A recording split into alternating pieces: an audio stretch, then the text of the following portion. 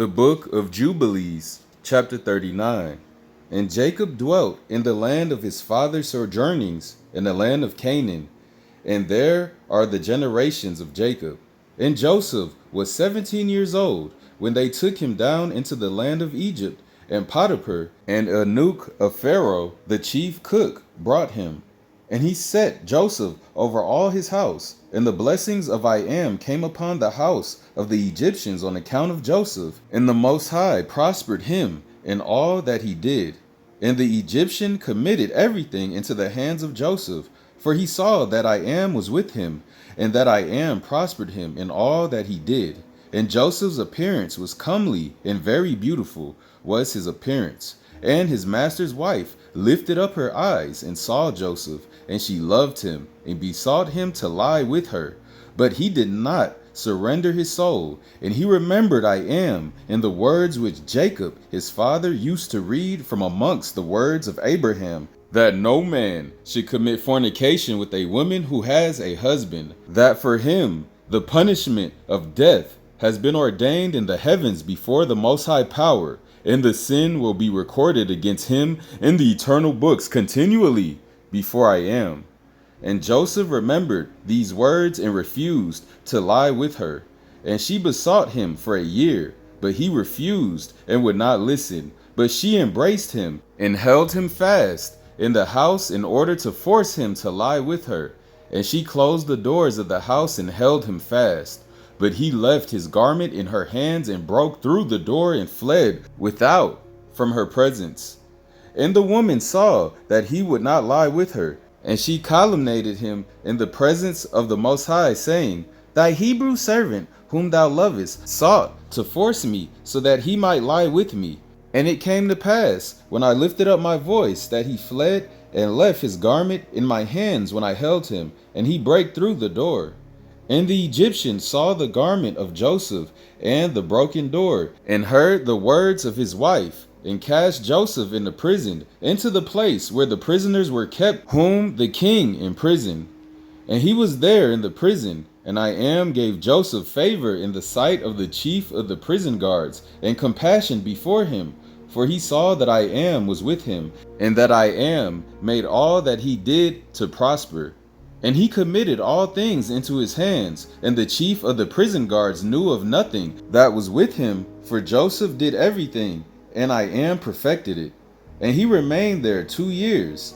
And in those days Pharaoh, king of Egypt, was wroth against his 2 eunuchs, against the chief butler and against the chief baker. And he put them in the ward in the house of the chief cook, in the prison where Joseph was kept. And the chief of the prison guards appointed Joseph to serve them, and he served before them. And they both dreamed a dream, the chief butler and the chief baker, and they told it to Joseph. And as he interpreted to them, so it befell them. And Pharaoh restored the chief butler to his office, and the chief baker he slew, as Joseph had interpreted to them. But the chief butler forgot Joseph in the prison, although he had informed him what would befall him, and did not remember to inform Pharaoh had Joseph had told him, for he forgot.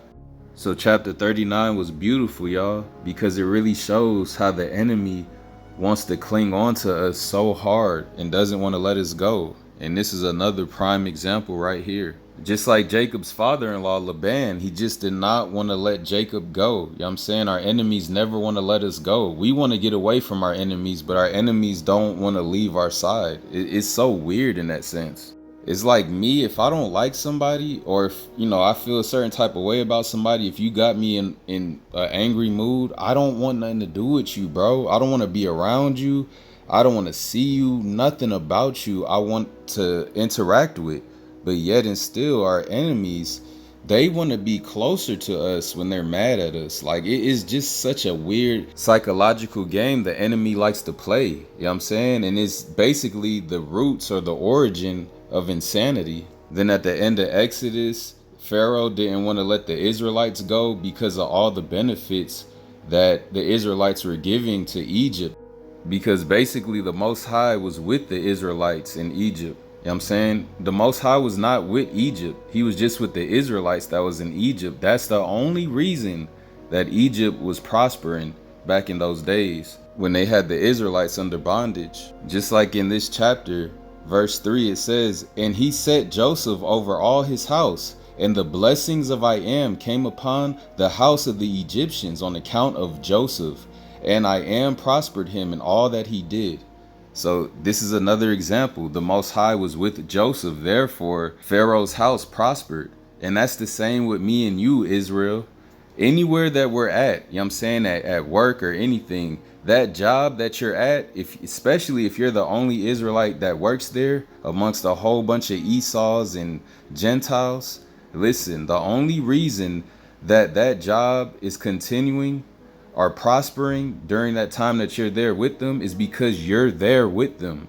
Don't forget that, Israel. Look around at your job when you go to work. You know what I'm saying? And as long as you're following the most, I'm talking about the righteous ones. The unrighteous, I'm not talking to y'all. I'm talking about the righteous Israelites that live in America. Look around your job and see how much the job prospered since you got there. It's not a coincidence. All praise to the power of the Son of Man, Abraham, Isaac, and Jacob, Father, I am that I am, and his only begotten Son, the Son of Man, to finally come and save the lost sheep of the house of Israel. All praise, Israel. Keep your head up and your faith strong in these trying times, aka Jacob's spiritual trouble. All praise. Shalom.